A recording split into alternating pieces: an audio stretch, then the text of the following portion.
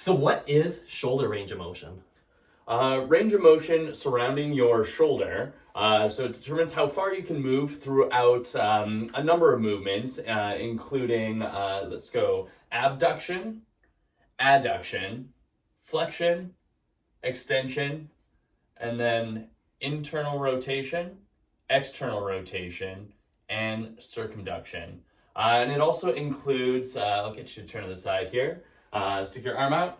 We got protraction, retraction, elevation, and depression. So what is your shoulder range of motion? Test it out, take a look.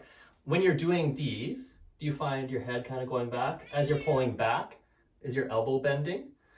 Check it out, try all these ranges, a healthy range for everything. If you can see from here, this would be optimal, and this would be optimal. Make sure you're not dumping into the lower back when you're doing any of these exercises.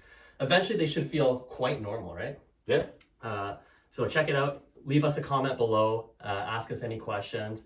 If you're not sure of your own posture, film it and then send it to us and we'll critique it.